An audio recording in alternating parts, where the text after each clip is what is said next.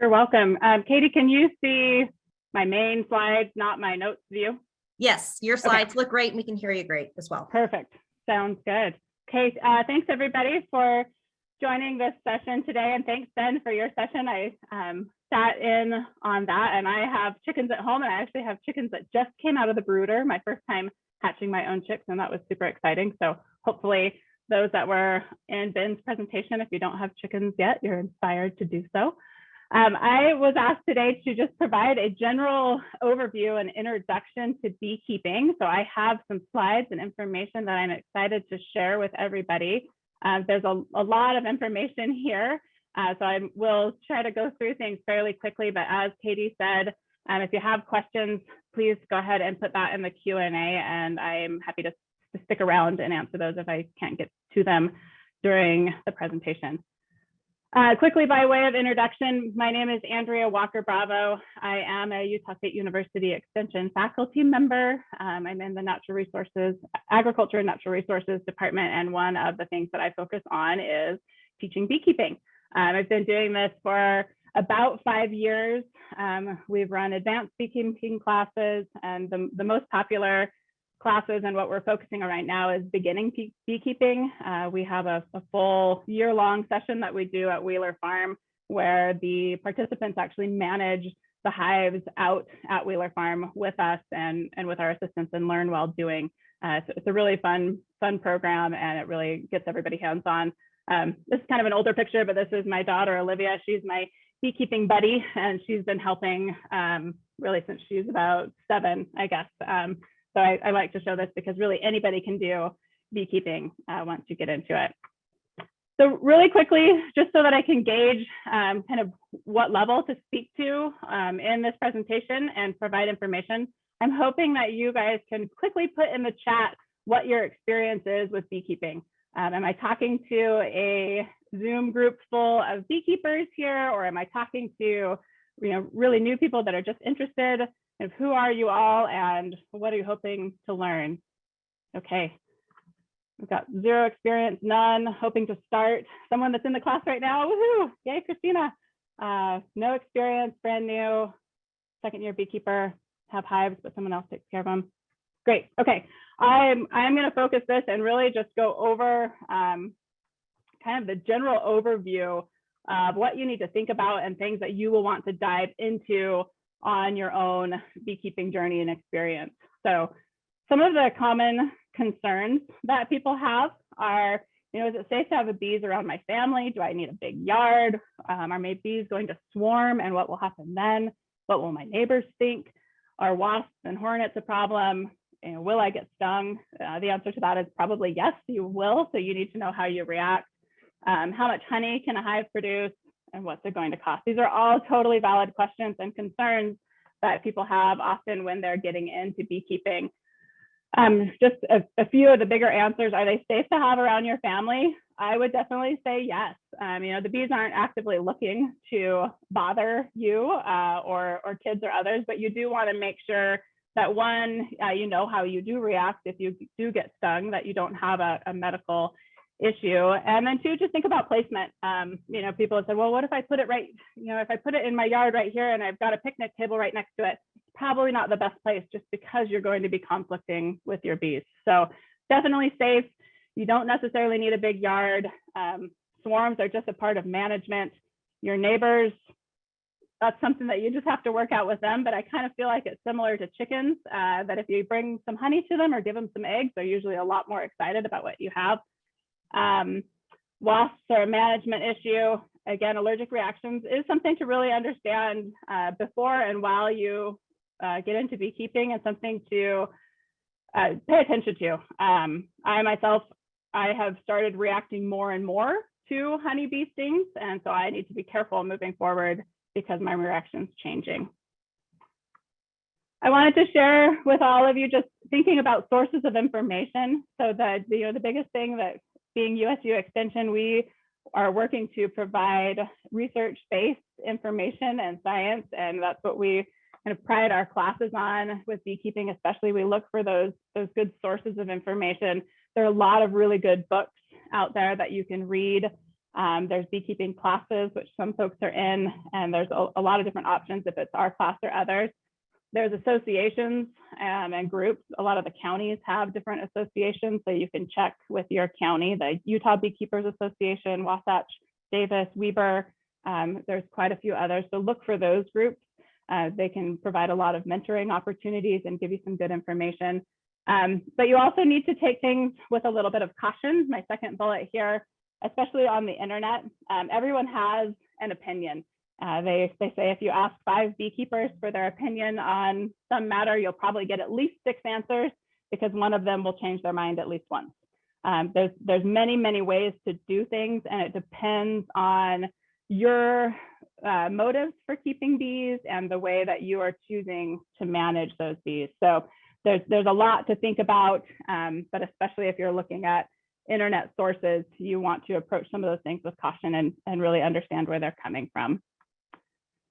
There are a lot of different reasons people keep bees, and this manages or kind of drives their management practices, whether it's for honey or pollination, just interest in bees and bee biology. Some people keep them for pollen and bee stings for medical reasons. Some people are doing this commercially for income, and others are just looking for a fun and unique hobby or challenge. And this is something that in the classes I teach, people get tired of me saying this, but this really is the it depends factor for beekeeping. A lot of our management choices really depend on what our ultimate goal is. So if I'm managing my beehives for honey, I may make some different choices in how I manage them and what I do to my hives, versus if I'm just having them because I want the pollination or just for fun, or because I want the wax and the other products that come from the hive. So that's definitely something to consider as you're putting together your beekeeping philosophy. I've got a few slides here just showing the importance of bees. 1/3 of our daily diet relies on bees for pollination, and honeybee pollination is a $15 billion a year, adds $15 billion a year to our economy. Overall, pollination is about $24 billion, and honeybees make up about 15 billion of that. So they're definitely very important. Over 2 million bee colonies are rented for pollination services. They go out to the almond orchards in California, and rent for those colonies can be as high as $250 per colony. So until the 1980s, the majority of our beehives and beekeeping operations were for honey production. And now that really has flipped, where the majority of bees are kept for pollination services. But for someone that's looking to do this as a hobbyist, there are people that I know that don't have huge operations, but still send their hives to California or other places. But most people are really looking in the hobby industry to have these for honey production and maybe pollination of their gardens and yards and farms and areas like that.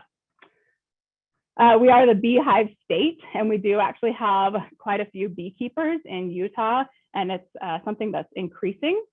Most of our beekeepers are hobbyists with less than 10 colonies somewhere in their backyard. If you're seeing bees around in your neighborhood, there's a good likelihood that there are hives somewhere close to you, and you may not even know that. Bees only range a couple of miles from their hives when they're out foraging. So if you're seeing one, again, there's probably something in your neighborhood. And most of them are discreet. They're in backyards, they're behind fences. You're not seeing these colonies. We do have some bigger commercial beekeepers, and we have over 30,000 colonies here in Utah. Something that you would want to look into before you start beekeeping are both the state and local rules for having beehives in your area. State law requires that you do have a beekeeper's license, and it's a sliding scale for the number of hives that you have.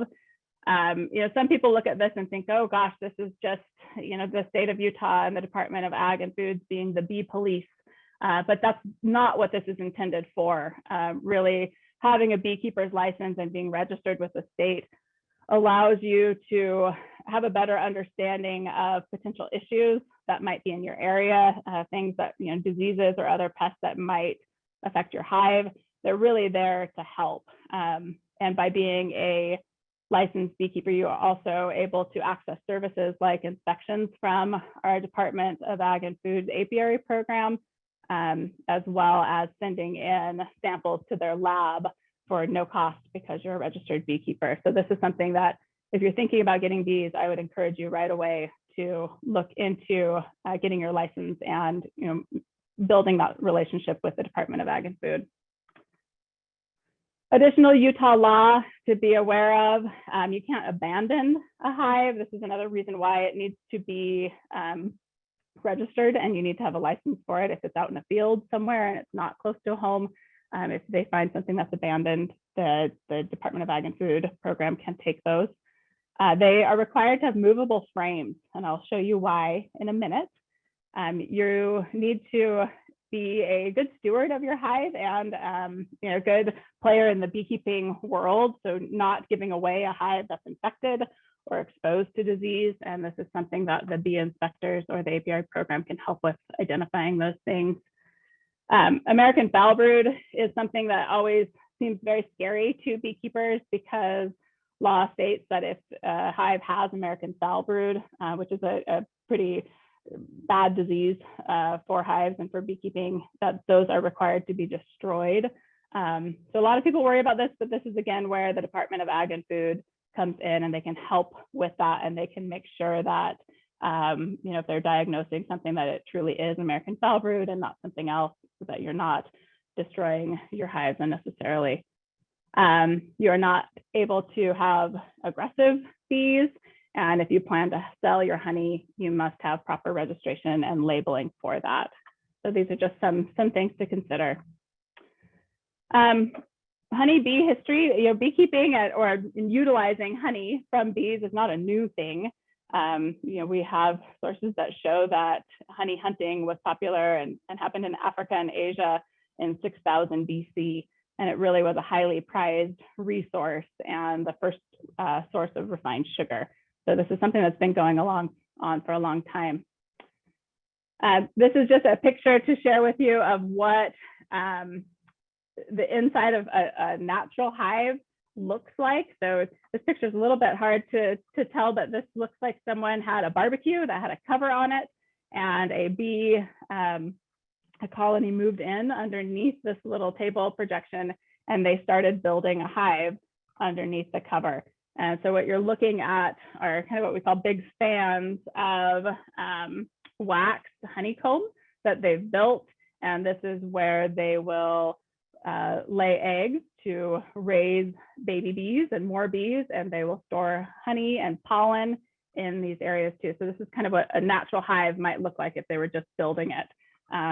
This could happen like this underneath a barbecue. This could happen in your neighbor's attic. This could happen in a hollow tree. Really anywhere they decide to build. Previously, we used the straw skeps, and this is also our state symbol is the skep. And so this was the first time that we actually became really beekeepers versus we found a hive and a colony and we took their honey. So these skeps allowed beekeepers to basically install a hive of bees into these baskets, and then they could transport them. So the bees would be in these baskets, they would build their comb, they would raise their young, and they would store their honey, and then the beekeeper could then go in and harvest that honey.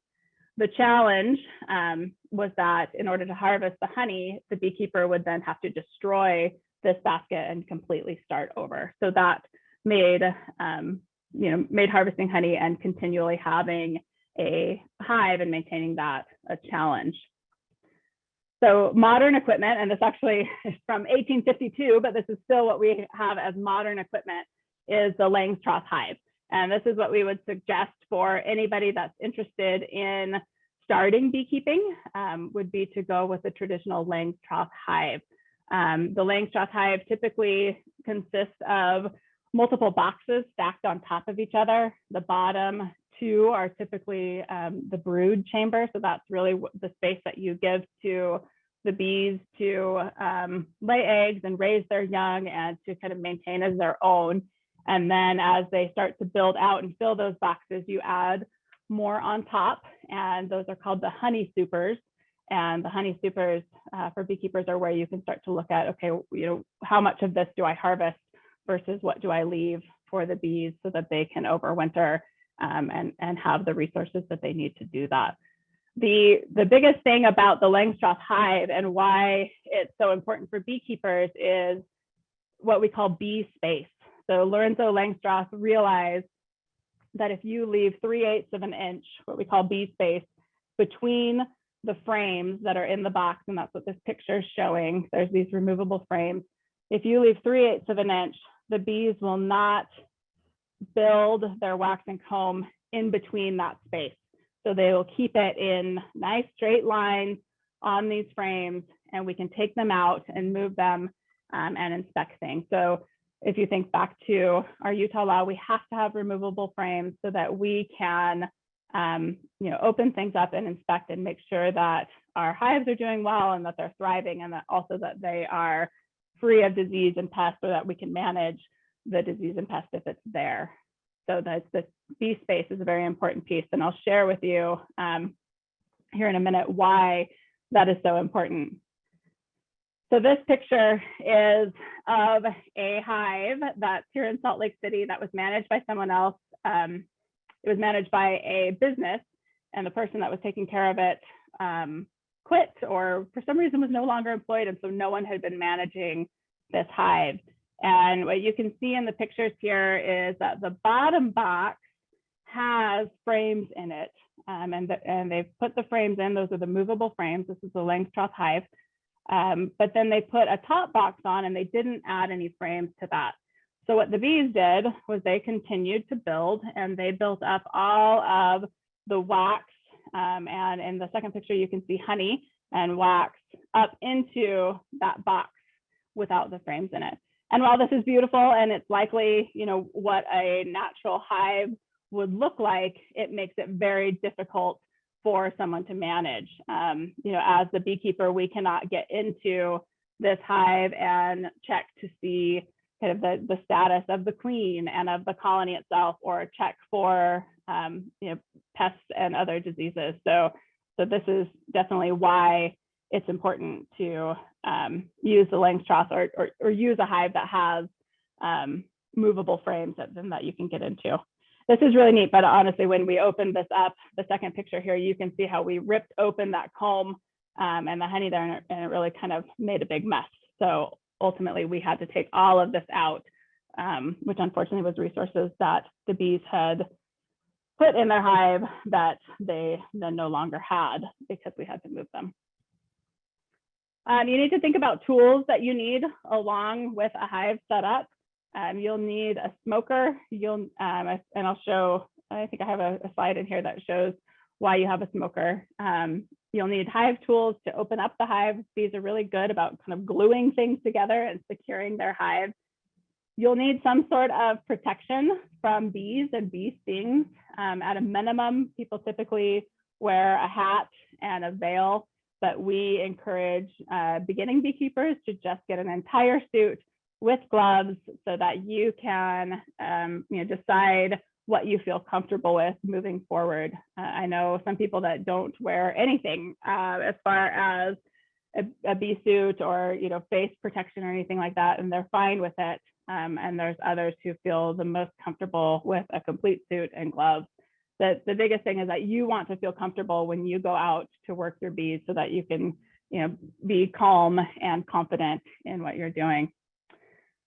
When you get to harvesting your honey, this can also end up in a big expense depending on how I guess, technical you go with it. There are very fancy harvesters that spin all of the honey out of the frames, and those can be thousands of dollars, but you can also just scrape honey and let it drain through sieves into 5-gallon buckets. So you can do things fairly cheap, or you can get very fancy and spend a lot of money. It really just depends on how much honey you think you'll have, how kind of how big you think your operation might be. But these are all things to consider and things that you will likely need moving forward. Now, something to mention is that many of the associations, if you join the beekeeping associations, sometimes they have equipment that you can borrow and check out, and that's a nice service. For those that take my beekeeping classes, we kind of keep them on a list, and we have some of the tools available for them to utilize as well. So I mentioned a smoker. This is one of the biggest things that beekeepers should have and should use. It's kind of your best practice tool. What the smoke basically does is it distracts the bees and it disrupts the pheromones that they emit for communication. And so it masks the maybe emergency signals that they would be sharing with each other if if you just came and opened the hive and they thought maybe you were a predator. It can also be used to move the bees off the hive surfaces. You can do little puffs of smoke and it encourages them to kind of dive down into the frames. So it's definitely something that we encourage beekeepers to use, but with most things, you also don't want to overdo it. If you're looking at getting bees, a starter kit is definitely something to look into, and it can save you money. There are many sources for bees here in Utah and locally that will just get you everything at once. They'll get you a veil, the boxes, the tools that you need, as well as selling you bees. When you're looking at getting bees, most of the time, most people start out with a package of bees that they order. That's something that if you're planning on having bees for this 2022 season, you need to do that now. You need to be on people's lists. Bees typically come in April, and there will be a whole bee delivery day where a supplier will have all of their bees come down, and you'll need to go pick those up. You can sometimes get free bees. The association groups have a swarm list. So if there's a swarm out in the community, they'll go through a list of people and call you to go and catch that swarm. But that's definitely not necessarily something that we would advise for beginners. And another option is to split your own hive, or if you have a friend that has bees and their bees are doing well and they'll survive the winter, those bees will need to be split in the spring. And so there's an opportunity to get half of a hive that's overwintered. And the advantage to that is that you know that these bees are accustomed to our climate and this area, and that they've done well in previous years. So you're kind of starting off with something that is a little bit more trusted. So I'm going to share a few things that you'll need to think about here. You'll want to think about your hive locations, likely out of public sight, away from people and pets. To an extent, I said in the beginning, you can keep them in a small backyard, but you should think about what you'll be doing in that area and how comfortable you are. My dog is always around my beehives and he has no problem with it, but others might. Thinking about a windbreak and sun and shade, you typically want your hives in the sun so that they can collect that solar radiation, and facing facing east or southeast is preferable so they get the morning sun. You also want to think about a water source. So this is something that's also in Utah law, and this is where bees sometimes become pests, is when we don't provide a water source for them. So they move on and they go to our neighbor's pool or to our friend's dog dish, or somewhere where we don't actually want them. So providing a water source is very important. It can be as simple as a terracotta pot that soaks up the water, and this barrel would be full. The second picture here is one of the dog dishes that has the water bottle that goes on the top. So it keeps the water in for longer, just with some rocks in there so they can access the water and not drown. So those are very important pieces. I have these to click through really quickly. This is what our class throughout the year focuses on, but these are definitely important topics for beekeepers to be mindful of and to look into as they go throughout the year. You want to know bee biology. You want to know what's happening in your hive. You want to be able to identify your queen versus a worker versus a drone. You want to look at the patterns and what you're seeing on the frames that you're taking out of the hive, because all of these can show you, give you clues as to the health of your hive and what's going on. You need to think about your hive setup and what your ultimate goal is. The pictures here on the left, those are migratory beehives. They're on pallets. So these are hives that a commercial beekeeper might keep. They're on pallets because they can get lifted up on a forklift and put on a truck and sent out. The picture on the right, these are three of my hives. I live out in Chihuahua. My hives are up on a stand to keep them up and away from pests. They're facing southeast. You need to think about where you want those and what it looks like. You need to think about starting your bees off right. We feed bees in the spring typically before the nectar flow and all the flowers are out. So we start feeding them, especially when we're putting in brand new packages of bees. And we need to make sure that they have a water source. So this is just a few more examples of that.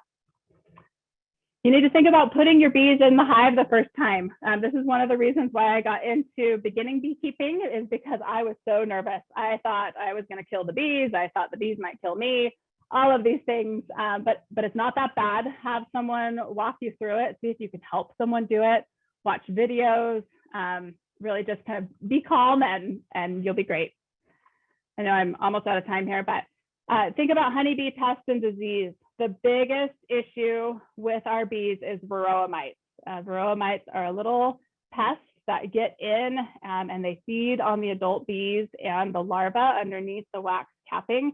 And these are the #1 reason why hives fail.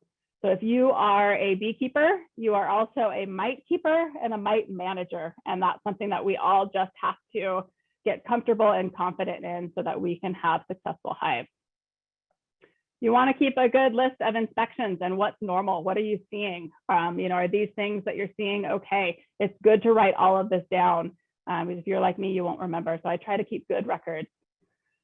Swarms and adding supers. This is something that, again, as a beekeeper, you need to look into and make sure that you are educated on. The biggest complaint about bees is that people are scared of swarms. When a big bundle of bees lands in your yard and you don't know anything about bees, that can be a scary thing and feels like a nuisance. So as beekeepers, there's actions that we can take to prevent swarms. And again, mite checks and treatments. This is important. The guy in the picture here on the left, that's Peter Summers. He is our Salt Lake County bee inspector. So he's with the Department of Ag and Foods. And again, if you're a registered beekeeper, you can have a time for him to come out and check your hives and just make sure everything looks good. When you get to honey harvesting, this is a super, super fun time. And again, I mentioned there's a lot of ways to do this, but hopefully you can attend a class that can kind of show you the ropes or watch some videos on that. And then I'd encourage you to think about making products with more than just honey. There are plenty of things that can come out of a hive if it's something you're interested in.